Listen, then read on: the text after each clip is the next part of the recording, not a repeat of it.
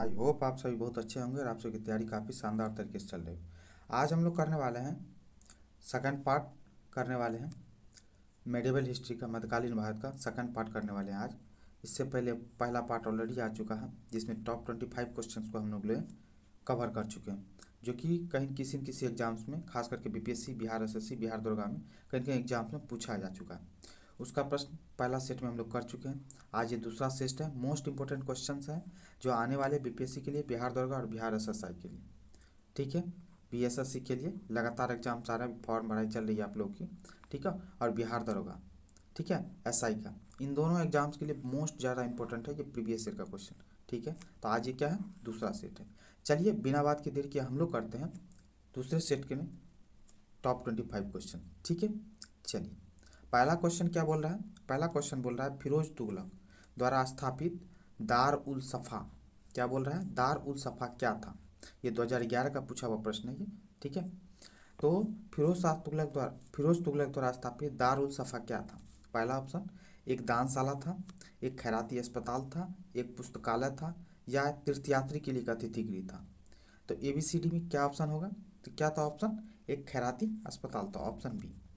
तो याद रखिएगा फिरोज तुगलक तुगलक वंश का था, दिल्ली सल्तनत से जुड़ा हुआ था, ठीक है। और इसी के कभी कभी क्वेश्चन पूछ लेता है फिरोज तुगलक का जुड़ा हुआ एक करता मैं कि पहला शासक कौन था जो हज की यात्रा राज के खर्चे पर कर गया था। तो फिरोज तुगलक नहीं करवाया था पहला, ठीक है। राज के खर्चे पे हज की यात्रा करने वाला पहला शासक, कराने वाला पहला शासक कौन था, तो फिरोज तुगलक था, ठीक है। चलिए नेक्स्ट क्वेश्चन देखते हैं। नेक्स्ट क्वेश्चन है, निम्नलिखित में से किस सुल्तान ने बेरोजगारों को रोजगार दिलवाया। बेरोजगारों को रोजगार दिलवाने का काम कौन से सुल्तान ने किया था। 2002 का पूछा हुआ प्रीवियस ईयर का क्वेश्चन।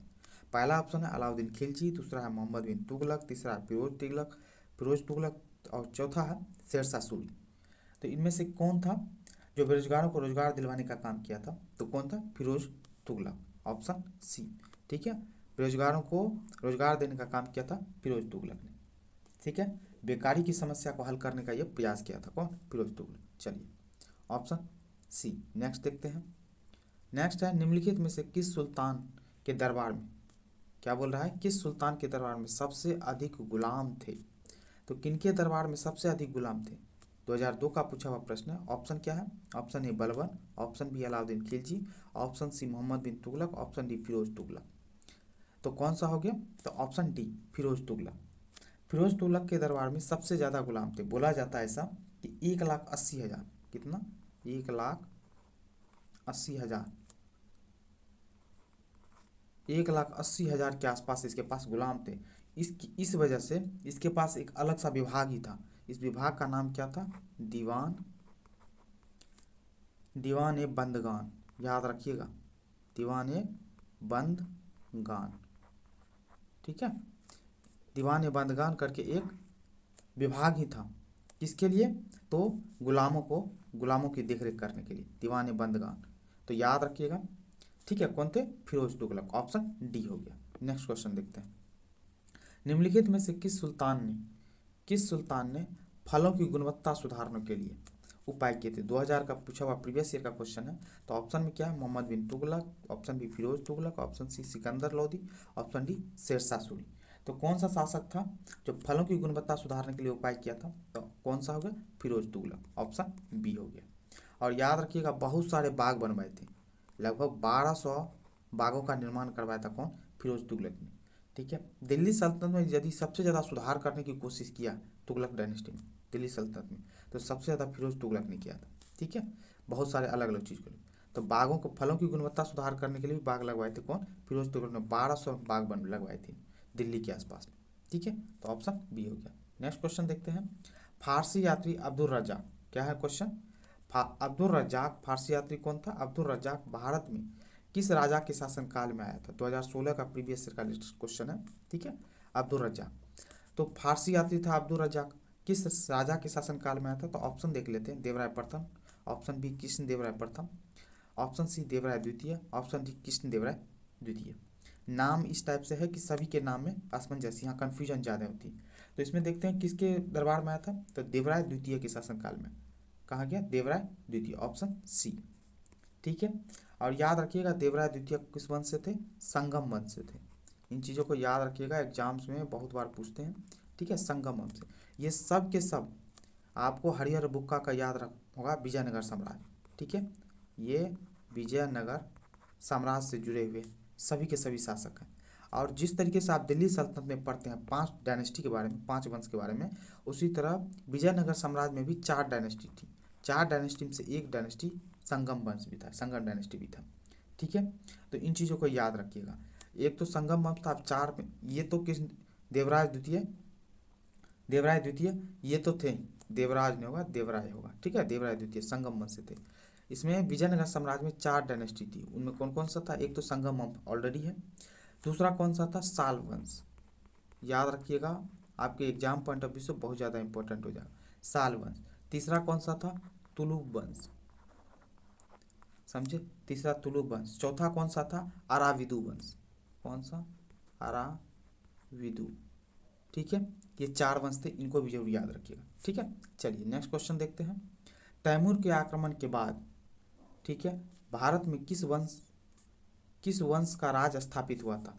तैमूर का आक्रमण एक्चुअली में हुआ कब था, ठीक है, ये बात सबसे पहली। तैमूर का आक्रमण हुआ था कब, तो इसमें आपसे पूछा जा रहा है, तो तैमूर का आक्रमण हुआ था कब, 1398 ईस्वी, 1398 ईस्वी में तैमूर का आक्रमण हुआ था, ठीक है। और ये देखिए 1398 कौन सा टाइम पीरियड है, तो दिल्ली सल्तनत का टाइम पीरियड। दिल्ली सल्तनत का टाइम पीरियड आपको याद है, दिल्ली 1206 ईस्वी में कुतुबुद्दीन ऐबक ने स्थापना की थी और 1526 ईस्वी में बाबर ने इसको खत्म किया था। 1206 से लेकर के 1526 ईस्वी का टाइम पीरियड है, तो बोले तो दिल्ली सल्तनत का टाइम पीरियड 1398। तो किसके शासनकाल में किस वंश का राज स्थापित था, तो ऑप्शन ए में लोधी वंश, सैयद वंश, तुगलक वंश और खिलजी वंश। तो कौन सा वंश था इनमें से, तो इनमें से कौन सा तैमूर के टाइम पीरियड में, तो सैयद वंश था। कौन सा था, सैयद वंश, ऑप्शन बी, याद रखिएगा। सैयद वंश का टाइम पीरियड भी याद रखिए, 1414 से लेकर के, ठीक है, 1414 से लेकर के 1451 इसका टाइम पीरियड था सैयद वंश का, ठीक है। तो इन चीज़ों को याद रखिएगा। और सॉरी, सैयद वंश के 1414 से ये खिजर खां इसका संस्थापक था, खिजर खां इसका संस्थापक था, ये भी याद रखिएगा, ठीक है। चलिए, और सैयद वंश में खिजर खां संस्थापक था, तो ये टाइम पीरियड इनका था, ठीक है, सैयद वंश का। तो सैयद वंश का संस्थापक था कौन, खिजर खां। लोधी वंश का संस्थापक कौन था, बहलोल लोधी, याद रखिएगा। तुगलक वंश का संस्थापक कौन था, गयासुद्दीन तुगलक, ठीक है। खिलजी वंश का जलालुद्दीन खिलजी, ठीक है। चलिए ये हो गया, चलिए आगे देखते हैं। नेक्स्ट है, निम्नलिखित में से किस सुल्तान ने एक नगर बसवाला जहां अब आगरा, एक नगर बसाया जहां अब आगरा है। बोले तो आगरा शहर को किस शासक ने बसाया था, 2000 का पूछा हुआ प्रीवियस ईयर का क्वेश्चन है। ऑप्शन ए में क्या, Mohammad bin Tughlaq, option B Firoz Tughlaq, option C Bahlol Lodhi, option D Sikandar Lodhi. तो किसने आगरा शहर को बसाया था, तो इसमें से किसने बसाया था, तो सिकंदर लोधी ने, ऑप्शन डी। अब सिकंदर लोधी का टाइम पीरियड 1489 से लेकर के कब तक, 1517 तक, 1489 से 1517 तक, ये सिकंदर लोधी। दिल्ली सल्तनत का सबसे लास्ट वंश था सिकंदर लोधी डायनेस्टी, ठीक है। और सिकंदर लोधी ने आगरा शहर की स्थापना की थी, कब किया था आगरा शहर की स्थापना 1504 के आसपास किया था, ठीक है, आगरा शहर की स्थापना सिकंदर लोधी। और एक और बात याद रखिएगा, सिकंदर लोधी का एक बहुत ही फेमस है गजे सिकंदरी, नाप का पैमाना स्टार्ट किया था, कौन सा, गजे सिकंदरी, ठीक है। इनको याद रखिएगा जरूर, गजे सिकंदरी बार बार क्वेश्चन पूछा जाता है, ठीक है, सिकंदर लोधी द्वारा चलाया गया था। चलिए नेक्स्ट देखते हैं, विजयनगर के पहले शासक की पहचान करें जिसने बहमनियों से गोवा को छीना। विजयनगर साम्राज्य का कौन सा शासक था, ऑप्शन ए हरिहर प्रथम, ऑप्शन बी हरिहर द्वितीय, ऑप्शन सी बुक्का प्रथम, ऑप्शन डी देवराय द्वितीय। तो कौन सा था इसमें जिसने बहमनियों से गोवा को छीना था, तो किसने छीना था, हरिहर द्वितीय ने, ऑप्शन बी, किसने, हरिहर द्वितीय ने, ठीक है। याद रखिएगा, विजयनगर समाज की स्थापना किसने किया था, हरिहर और बुक्का, 2 भाइयों ने मिलकर के किया था, हरिहर और बुक्का ने, ठीक है। ये चीज़ जरूर याद रखिएगा, हरिहर और बुक्का ने, और इन चीज़ों को याद रखिएगा। और दूसरी बात है, तो इसमें 4 वंश ऑलरेडी आपको हम बता चुके हैं, विजयनगर साम्राज्य में कितने 4 वंश आते हैं, ठीक है। तो इसमें से कौन कौन सा ऑलरेडी बता, संगम वंश, साल वंश, तुलुप वंश और अराविदु वंश। ठीक है, इन चीज़ों को जरूर याद रखिए। चलिए नेक्स्ट देखते हैं क्वेश्चन। विजयनगर के राजा कृष्णदेव राय ने, विजयनगर के राजा कौन थे, विजयनगर राजा कृष्णदेव राय ने गोलकुंडा का युद्ध किस राजा के साथ लड़ा था। तो गोलकुंडा का युद्ध किस राजा के साथ लड़ा था, किस राजा के साथ लड़ा था। अब इसे भी देखिए बताइए। अब कृष्णदेव राय भी पूछा जाता है किस वंश से थे, तो इन चीज़ों को याद रखिएगा, तुलुप वंश से थे। ठीक है, विजयनगर सम्राट से जुड़े हुए थे लेकिन तुलुप डायनेस्टी थे। अब गोलकुंडा का युद्ध किस राजा के साथ लड़ा था, तो ये कुली कुतुब शाह के साथ लड़ा था, ऑप्शन ए। ठीक है, चलिए नेक्स्ट क्वेश्चन देखते हैं। विजयनगर साम्राज्य की वित्तीय व्यवस्था की मुख्य व्यवस्था क्या थी। विजयनगर साम्राज्य की वित्तीय व्यवस्था, रुपया पैसा को लेकर के वित्तीय व्यवस्था की मुख्य विशेषता क्या थी। तो क्या था, ऑप्शन ए अधिशेष लगान, ऑप्शन बी भू राजस्व, ऑप्शन सी बंदरगाहों से आमदनी, ऑप्शन डी मुद्रा प्रणाली। तो कौन सा था विजयनगर साम्राज्य के वित्तीय व्यवस्था, मतलब रुपये व्यवस्था का मुख्य विशेषता क्या था, तो क्या था, भू राजस्व, ऑप्शन बी। ठीक है, भू राजस्व था, और यह 1/6 लेता था भूमि कर के रूप में। ठीक है, भूमि कर के रूप में लेता था। इस भूमि कर को बोला क्या जाता था, शिष्ट बोला जाता था। क्या बोला जाता था, शिष्ट। पूछ सकता है विजयनगर साम्राज्य में भूमि कर को क्या बोला जाता था, शिष्ट बोला जाता था। चलिए नेक्स्ट क्वेश्चन देखते हैं। विजयनगर साम्राज्य का अवशेष कहाँ मिलता है। तो विजयनगर साम्राज्य का अवशेष कहाँ मिलता है, तो देखते हैं 2017 का पूछा हुआ क्वेश्चन है। ऑप्शन ए में Bijapur, option B Golconda, option C Hampi, option D Baroda, option E क्या उपयुक्त में से कोई नहीं, या उपयुक्त में से एक से अधिक। तो विजयनगर साम्राज्य के अवशेष कहाँ मिलता है, तो हम्पी में मिलता है, ऑप्शन सी। हम्पी कहाँ है, कर्नाटका के, ठीक है, बोले तो कर्नाटका में। ठीक है, तो इन चीज़ों को याद रखिएगा। अब विजयनगर साम्राज्य का टाइम पीरियड कब से कब तक है, ये भी जरूर याद रखिएगा, क्वेश्चन पूछा जाता है बार बार। ठीक है, 1336 से लेकर के 1646 ईस्वी तक। ये टोटल 4 वंश जो थे ना, इसी वंश के दौरान चले थे विजयनगर साम्राज्य। ठीक है, और याद रखिएगा विरूपाक्ष मंदिर जो कर्नाटका में है, यूनेस्को की सूची में भी शामिल है, तो इन चीज़ों को भी जरूर याद रखिएगा, जो विजयनगर साम्राज्य के टाइम पीरियड में ही बना था। चलिए आगे देखते हैं। दीवान अर्ज विभाग संबंधित था। अब दीवान अर्ज विभाग बोल रहा है संबंधित था, 2016 का पूछा हुआ प्रश्न है, किस चीज़ से संबंधित था। ऑप्शन ए शाही पत्राचार, ऑप्शन बी विदेश विभाग से, ऑप्शन सी रक्षा विभाग से, ऑप्शन डी वित्त विभाग से, ऑप्शन ई उपयुक्त में से कोई नहीं, या उपयुक्त में से एक से अधिक। तो कौन सा था, तो किससे था, तो रक्षा विभाग से जुड़ा हुआ था, ऑप्शन सी। ठीक है, तो ये चीज़ याद रखा। दीवान अर्ज विभाग जो है ये स्थापना किसने किया था, दीवान अर्ज की, दीवान अर्ज विभाग की स्थापना किसने किया था, तो बलबन ने किया था। इन चीज़ों को भी याद रखिएगा, किसने, बलबन ने किया था। चलिए नेक्स्ट देखते हैं क्वेश्चन। शिवाजी की राजधानी कहाँ थी। क्वेश्चन पूछ रहा है शिवाजी की राजधानी कहाँ थी, 2015 का प्रीवियस ईयर का क्वेश्चन है। तो option A Raigad, option B Sindhudurg, option C Pune, option D Kolhapur. तो कौन सा था, तो रायगढ़। शिवाजी की राजधानी कहाँ थी, रायगढ़, ऑप्शन डी। बाकी शिवाजी के जन्म को लेकर के जरूर याद रखिएगा। शिवाजी का जन्म कब हुआ था, 1630 ईस्वी में। ठीक है, मृत्यु कब हुई थी, शिवाजी की मृत्यु कब हुई थी, 1680 ईस्वी में। ठीक है, और शिवाजी के पिताजी का नाम बार बार पूछ लिया जाता है, तो याद रखिए शाहजी भोंसले। क्या नाम था, शाहजी भोंसले। और माता का नाम क्या था, माता भी, कोई माता से जुड़ा हुआ नाम भी पूछ लेता है, तो जीजाबाई। ठीक है, इतना तो जरूर दिमाग में रखिएगा। ठीक है, चलिए नेक्स्ट क्वेश्चन देखते हैं। सरंजामी प्रथा किससे संबंधित है।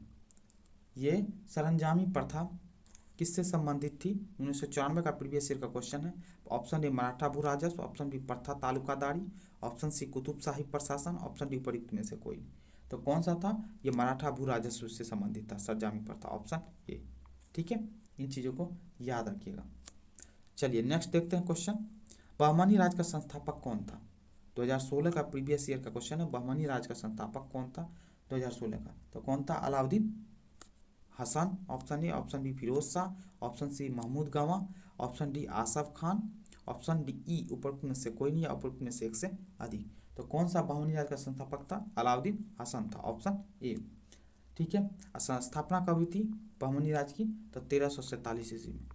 ठीक है, 1347 ईस्वी में अलाउद्दीन हसन ने किया था।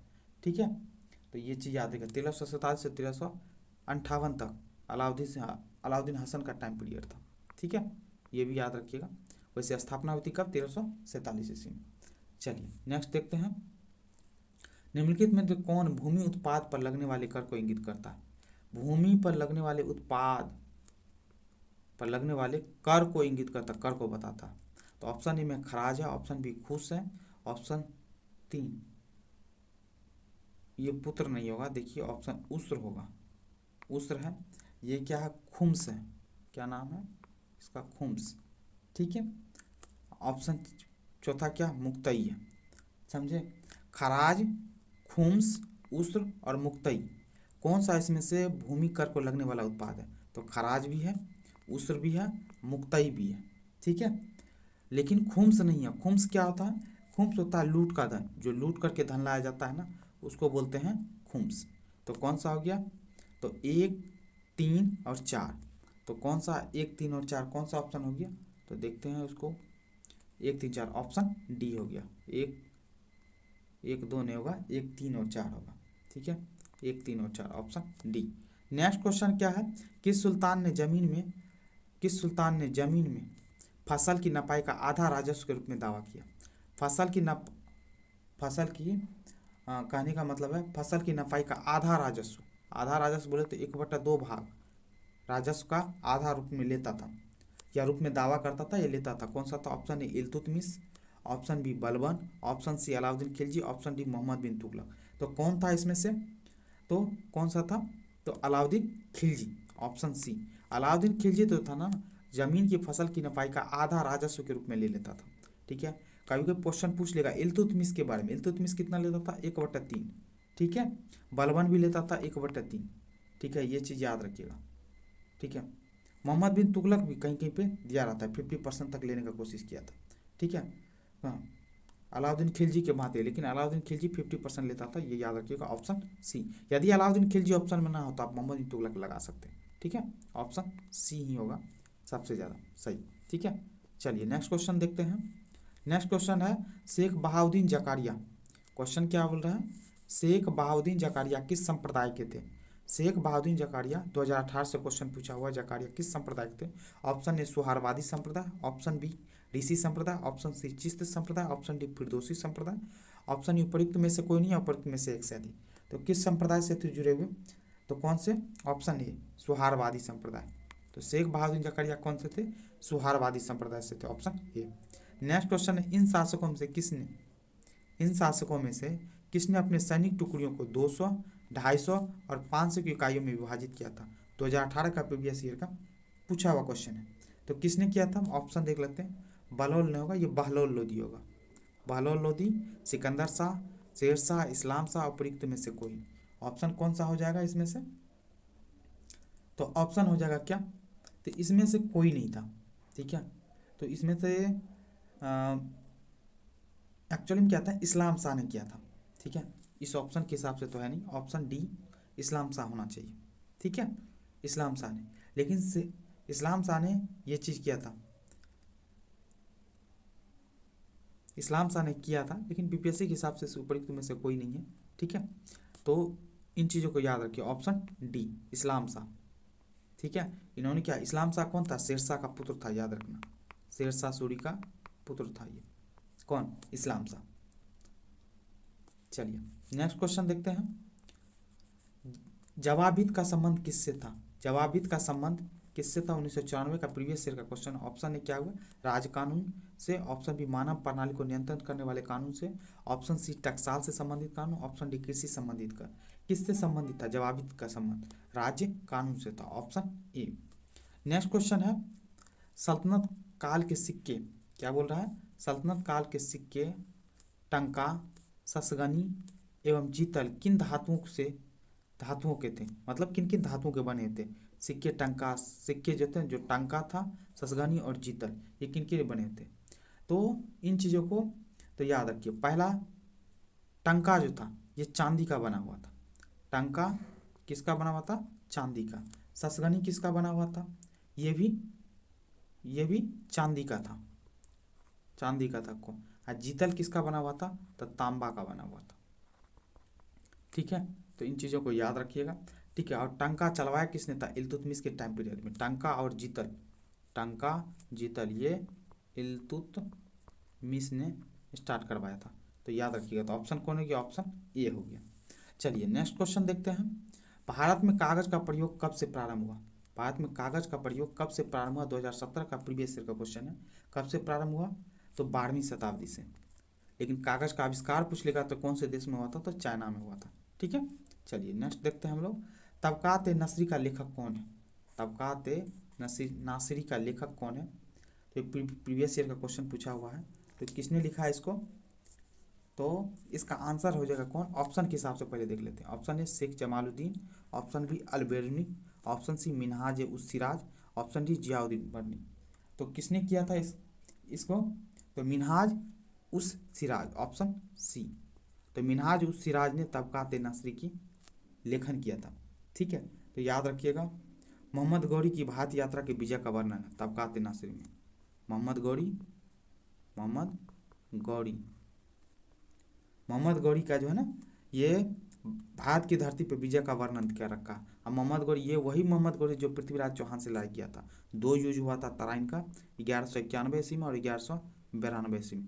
तराइन का प्रथम युद्ध 1191, तराइन का द्वितीय युद्ध 1192। इसी को लेकर के मिनहाज उस सिराज ने किताब लिखी थी। ठीक है, तो पृथ्वीराज रासो चंद्रवरदाई के जो पृथ्वीराज चौहान पे लिखा गया था, पृथ्वीराज रासो, ये भी याद रखिएगा, पृथ्वीराज रासो, इसको लिखा था चंद्रवरदाई। ठीक है, ये याद रखिएगा। मोहम्मद गौरी के विजय का वर्णन मिनहाज उस सिराज ने किस बुक में किया है? तबकात नासिरी। ठीक है, चलिए नेक्स्ट क्वेश्चन देखते हैं। सभी भक्ति संतों के मध्य एक समान विशेषता थी होगा लिखा हुआ यहाँ पे, विशेषता थी कि उन्होंने क्या चीज़ का विशेषता था? ऑप्शन देख लेते हैं। अपनी वाणी को उसी भाषा में लिखा जिसे उनके भक्त समझते थे। ऑप्शन बी पुरोहित वर्ग की सत्ता को नकारा। ऑप्शन सी स्त्रियों को मंदिर जाने को प्रोत्साहित किया। ऑप्शन डी मूर्ति पूजा को प्रोत्साहित किया। तो क्या किया था? सभी संतों में एक समान विशेषता थी, वो उसी वाणी को उसी भाषा में लिखा जिसमें उनके भक्त समझते थे। Option A. और आज का लास्ट क्वेश्चन है ये, आज का लास्ट क्वेश्चन क्या है ये? निम्नलिखित में से किस सुल्तान ने निजामुद्दीन औलिया, किसका? निजामुद्दीन औलिया ने भेंट करने से इनकार कर दिया? किस सुल्तान से होगा? किस सुल्तान से मिलने से या भेंट करने से इनकार कर दिया निजामुद्दीन औलिया? किनसे? तो ऑप्शन देखते हैं। Jalaluddin Khilji, option B Alauddin Khilji, option C Ghiyasuddin Tughlaq, option D Mohammad bin Tughlaq. किस शासक से मिलने से मना कर दिया निजामुद्दीन औलिया ने? तो ये क्वेश्चन किससे मिलने से मना कर दिया था? तो अलाउद्दीन खिलजी से, ऑप्शन बी, याद रखिएगा। ठीक है, खिलजी डायनेस्टी से जुड़ा हुआ है। और देखिए निजामुद्दीन औलिया के बारे में एक बात जान लीजिए, कभी कभी पूछा था 7 सुल्तानों का राज देखा था इन्होंने, मतलब 7 सुल्तानों का टाइम पीरियड देखने वाला कौन सा सन था? तो 7 सुल्तानों का राज्यकाज देखा था। ठीक है, किसने देखा था? निजामुद्दीन औलिया ने देखा था। क्वेश्चन पूछा जाता है कभी कभी, तो इन चीज़ों को भी जरूर याद रखिएगा। ठीक है, चलिए ये था टोटल 50 क्वेश्चन, सॉरी 25 क्वेश्चन का सेट, और सेट नंबर दूसरा था। आई होप ये वीडियो आपको पसंद आया होगा। पसंद आया तो प्लीज़ करके चैनल को लाइक करें, कमेंट करें, शेयर करें और चैनल को सब्सक्राइब जरूर करें। Thank you so much.